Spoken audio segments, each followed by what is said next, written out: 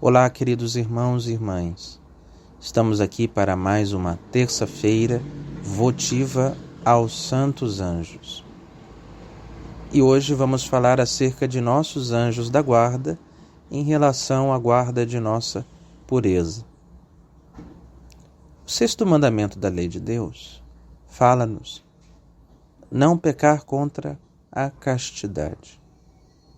Este preceito foi observado com muita diligência desde o Antigo Testamento pelo povo hebreu. Temos já no Antigo Testamento o caso de profetas como Jeremias, Isaías, Elias, homens que eram celibatários, que consagraram inteiramente a sua sexualidade para Deus. Assim, reservando aos seus corações espaço apenas para a presença de Deus que habitava na alma destes grandes homens contemplativos. Mais tarde, com a vinda de nosso Senhor Jesus Cristo no seio de Maria Virgem, percebemos que este estado de consagração, que é o celibato, ele fica mais que consagrado. Mais tarde, o grande apóstolo Paulo vai aconselhar, inclusive, para que a maior parte dos cristãos se mantenham nesse estado perfeito de consagração.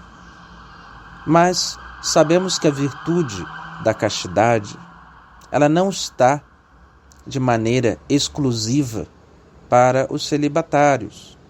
Os casais também são chamados a observar esta mesma virtude, tanto para os que contraem casamento, quanto para aqueles que fazem a opção pela vida de celibato. Mas também é verdade que encontramos na história das páginas das Sagradas Escrituras diversos desafios, lutas, combates espirituais nesse aspecto da pureza, como bem observamos o caso do rei Davi ou do seu filho Salomão. Rei Davi, certa vez, caiu em adultério com Betsabeia. Foi tentado em um dia em que olhava pela janela e viu Betsabeia a se banhar. Até que Davi, por maus pensamentos, consente nestes e depois comete o ato de adultério, tendo em vista que Betsabeia era casada com Urias. Depois, mais tarde, um pecado levando o outro pecado, Davi trama a morte do esposo de Betsabeia por ter engravidado a mesma. O seu filho Salomão, na mesma situação, acontece, porém de forma pior. Salomão contrai situação de adultério com milhares de mulheres do reino de Israel. Ora, já no Novo Testamento, percebemos Nosso Senhor e a sua grande benevolência com as almas adúlteras, no caso as prostitutas.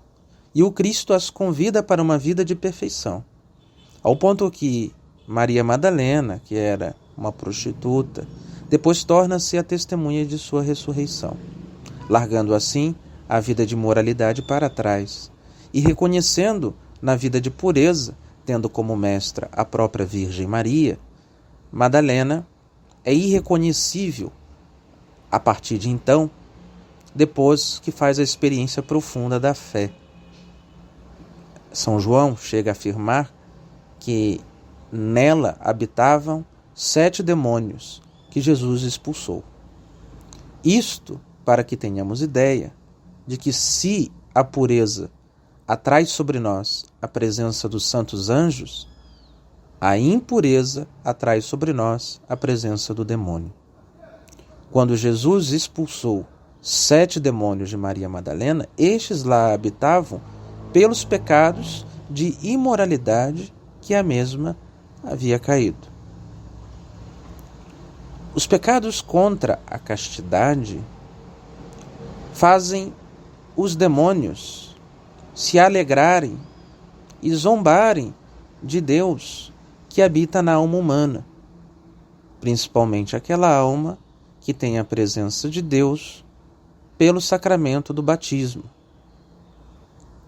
O diabo separa a alma de Cristo por um pecado como este, porque sabemos que os pecados contra a pureza são pecados graves.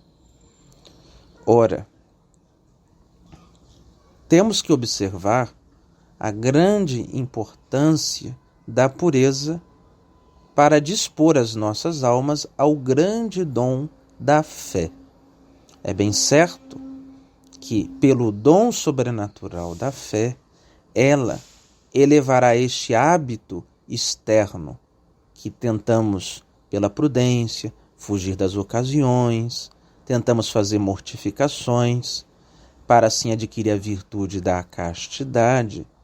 A fé vai infundir o dom da pureza no íntimo da alma humana, e teremos assim o que poderíamos chamar de uma castidade infusa pelo Divino Espírito. Ao mesmo tempo que tentamos mortificar a nossa natureza, o Divino Espírito eleva a mesma com a graça, aquele movimento ascético, porque toda virtude tem a sua parte ascética e tem a sua parte que provém de um gozo da alma. Então, este gozo da alma, ou seja, este estado de felicidade que a castidade gera na alma, o Divino Espírito que vai operar a fim de que nós consigamos perseverar neste sofrimento, nesta ascese, pois depois do pecado original, a aquisição do bem tornou-se uma luta para a vida humana. Pois, pelo pecado original, nós tendemos naturalmente para o mal. Nós tendemos, assim, a deixar que as paixões dominem, agarrem o coração e o escravizem, submetendo assim e obscurecendo ainda mais a inteligência. Portanto, até mesmo os filósofos na Grécia haviam descoberto que a castidade, inclusive, abre caminhos para a sabedoria. Percebiam eles de que o autodomínio, que é aquele discípulo conquistava sobre si mesmo, fazia com que a sua memória esquecesse do mundo e das coisas do século, e este ficasse mais disposto a pensar naquelas coisas que a própria filosofia se preocupa, a abstração, a contemplação do ser de todas as coisas. Os próprios filósofos ensinavam a castidade como método para se alcançar a sabedoria.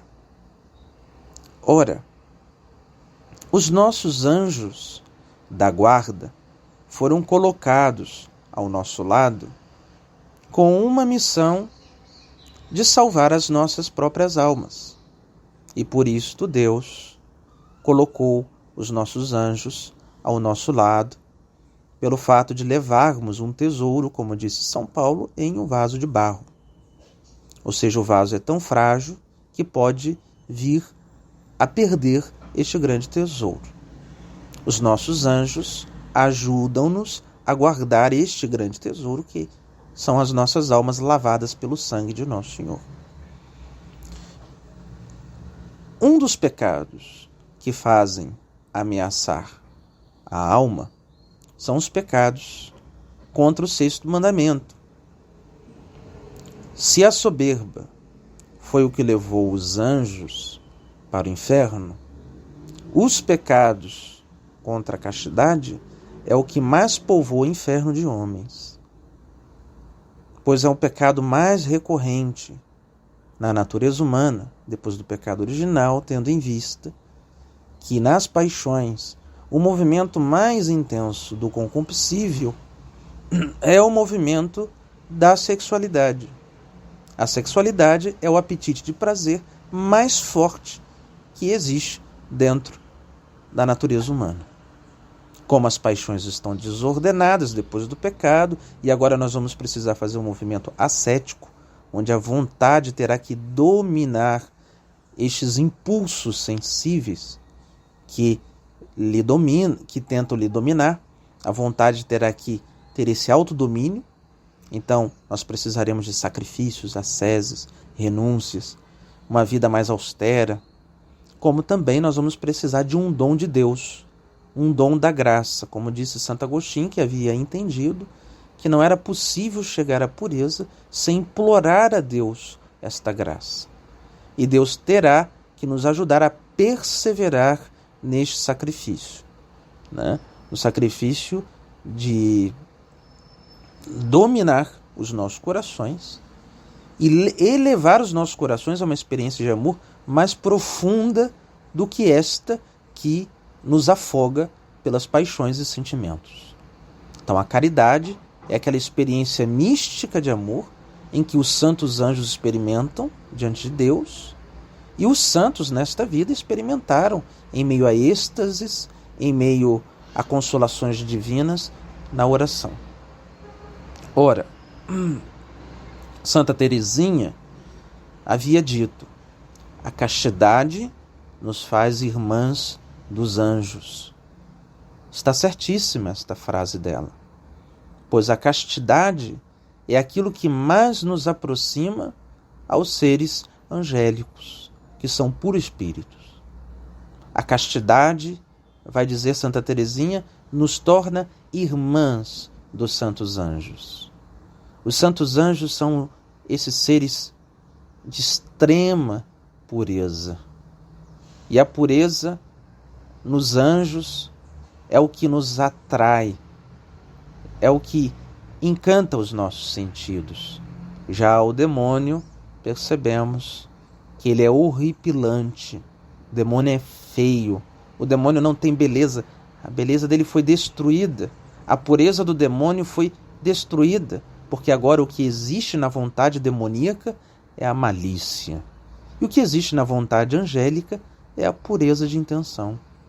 Os nossos anjos só têm um interesse: agradar a Deus, obedecer a Deus e fazer com que a glória de Deus aumente cada vez mais.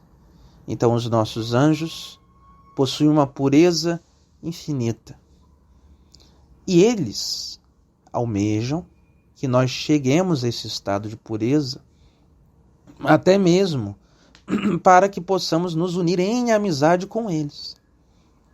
Porque a luxúria nos faz tão animalizados que nos tornamos incapazes de escutar a voz de nossos anjos que se reflete dentro de nossas consciências. Nos tornamos cada vez mais cegos à direção espiritual que os nossos anjos da guarda querem nos oferecer ao longo de nossos dias. Parece que, quanto mais nos afundamos no pecado, as tentações, que são a própria voz do demônio dentro da nossa consciência, parece que escutamos com mais veemência a voz do diabo do que a voz de nossos anjos, que é tão suave, que é um conselho que vem de maneira como uma brisa a soprar dentro de nós. Aqueles bons pensamentos, aqueles bons propósitos que surgem repentinamente dentro de nossas almas. Aquela voz que parece nos incomodar enquanto estamos em pecado. Vá confessar, vá confessar. E nós ficamos com aquilo dentro de nós, inquietos, e parece que há alguma intervenção a incomodar os nossos corações. E tantas vezes esta ação é a ação de nossos santos anjos. Tal como o demônio luta para que a gente perca a graça de Deus, os anjos lutam para que nós venhamos a recuperá-la.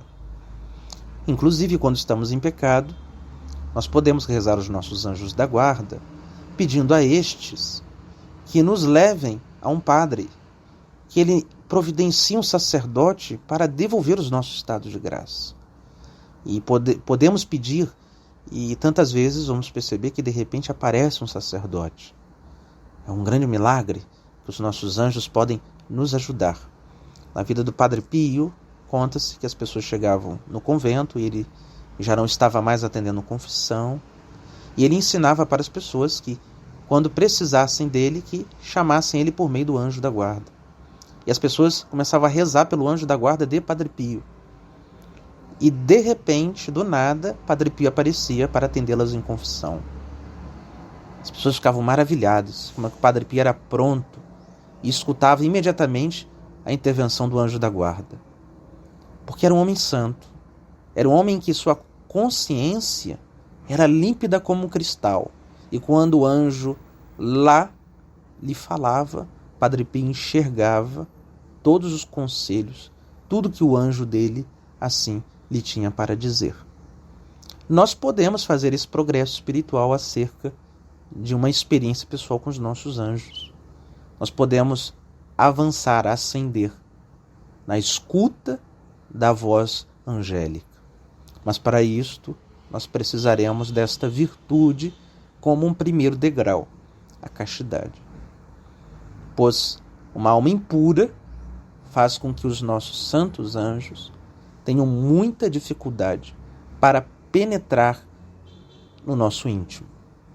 Porque a alma que cai pelos pecados de impureza, ela está como que opaca. Ela é como que ela vive mais para esses apetites sensíveis, para esta vida biológica, do que para a vida espiritual. Então, ela vai se aproximando cada vez mais das criaturas animalescas. E vamos nos afastando daquela dimensão mais profunda do ser humano, a mais sublime, que nós chamamos de vida espiritual, a vida do espírito. Que é esta vida do espírito que temos que desenvolver, para que assim percebamos aquelas coisas que são comuns ao espírito, para que possamos perceber o movimento do Espírito de Deus dentro de nós. E é este movimento que nos leva à conversão dos nossos corações. Aqui não se trata de falar, é bom nós explicarmos isto, não se trata de falar que o ato sexual ele seja mal, né? Em si mesmo não é mal o ato sexual, ao contrário, né? Ele é um dom de Deus. A sexualidade é uma coisa linda, maravilhosa. A sexualidade ela é fundamental dentro do sacramento do matrimônio, por exemplo, né? Aquela potência, né? Ela é utilizada para fortalecer ainda mais os laços espirituais do casal, né? Então a sexualidade ela ajuda muito a união espiritual entre a esposa e o esposo. A sexualidade é um dom maravilhoso que traz a vida humana, este grande milagre da vida humana. Inclusive os celibatários, né? A sexualidade ela é importantíssima, né? Ela é uma potência, ela é uma força, né? Então o celibatário ele usa esta força sensível mesmo para amar as suas ovelhas, ele usa daquela potência para dar generosamente a sua vida pelo Cristo no altar, né? Então o carinho, né? Então todo aquele desejo que é natural do homem, de uma mulher, de ter uma outra carne, né? Então no caso do celibatário ele vai buscar esta outra carne na carne de Cristo. E por isso ele é chamado a tratar com tanto carinho, esmero, a Nosso Senhor no altar. Esta é a forma de santificar esta potência que está na nossa natureza. Então tratamos com amor sensível, inclusive a Jesus, Nosso Senhor. Então esse amor sensível, ele é manifesto, né, na limpeza das toalhas do altar, dos paramentos, do odor agradável de um incenso, né? Então o padre, uma religiosa, né, é tal como a esposa que cuida do seu esposo amado, né, com carinho, com amor.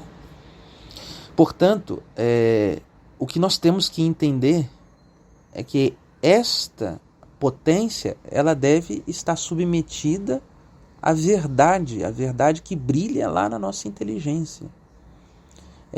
E a inteligência deve submeter esta força sensível, nós temos que dominá-la pela razão, pois é bem verdade que nós não somos apenas animais. Os animais são dominados pela potência natural, e o que regula a sexualidade de um animal, né, a própria lei da natureza, né? Então, o animal ele segue de maneira ordenada esta própria lei da natureza, né? A fêmea entra lá no seu período, né, do cio, né? E aí o cachorro vai lá procurar a fêmea, né? Então ele segue exatamente como a lei da natureza assim o coloca. No caso do ser humano, existe uma lei mais profunda que nos leva a governar a vida humana, pois nós somos feitos para a felicidade eterna. E como a alma humana foi feita para a felicidade eterna, ela constantemente busca esta felicidade que não se esgota. Mas o que leva a alma a buscar esta felicidade é a fé. E quando não existe fé, o homem fica perdido. E aí ele troca Deus, o eterno, pelo que é temporal, o que é finito. E aí ele tenta buscar uma felicidade eterna dentro do limitado, do limite da matéria. E aí ele acaba desenvolvendo um vício. Ele começa a querer achar felicidade na comida, na bebida, no descanso, na sexualidade, no dinheiro.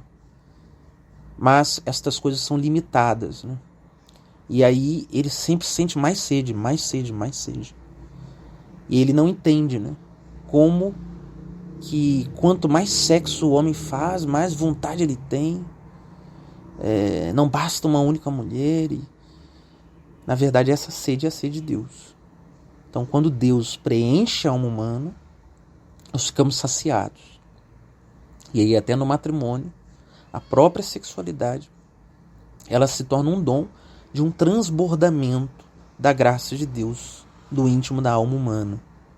Então, na verdade, o homem e a mulher oferecem um para o outro aquilo que já recebem do próprio Deus, na vida mística, na vida de oração. Então Deus vai fazer crescer, inclusive, aquele amor sensível, vai levar ele a uma plenitude, a uma saciedade. Então, quando o casal vive em estado de graça, a sexualidade ela é plena, né? Ela gera de fato um efeito na alma humana, de santificação, né?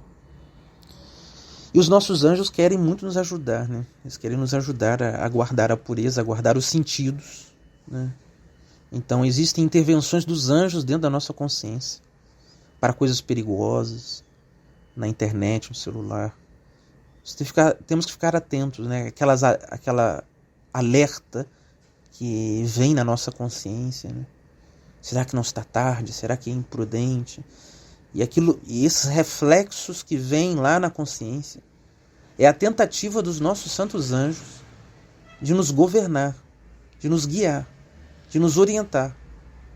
Mas à medida que nós vamos aniquilando esta santa voz dentro de nós, a outra começa a se tornar cada vez mais potente.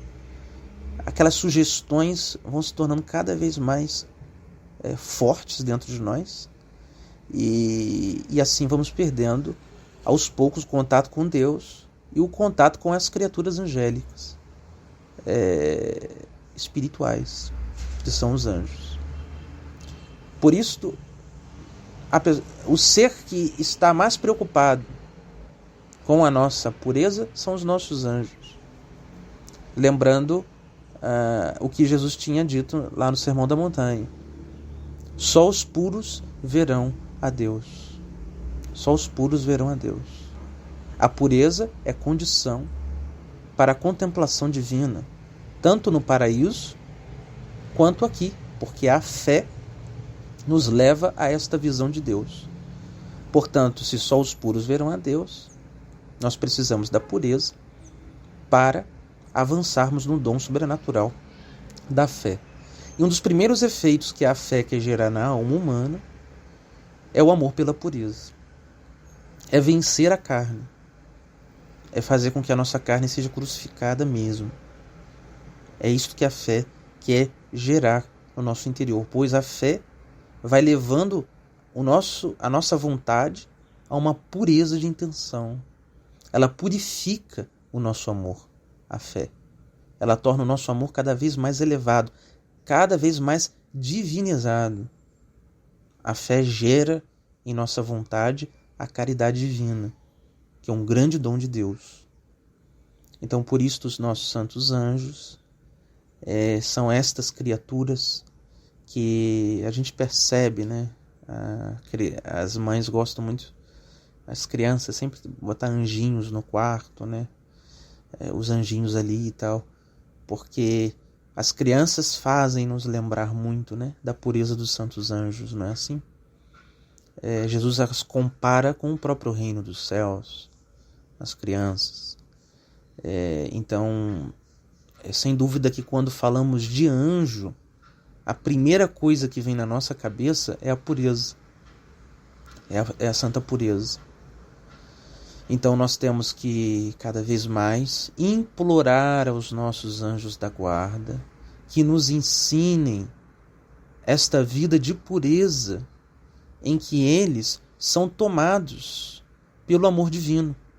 Que nós sejamos tomados de tal maneira por esse divino amor, que sejamos amantes da pureza e que a pureza não seja natural, como é para um anjo. Os santos chegaram ao ponto de que a pureza era algo como que natural, uma outra natureza neles.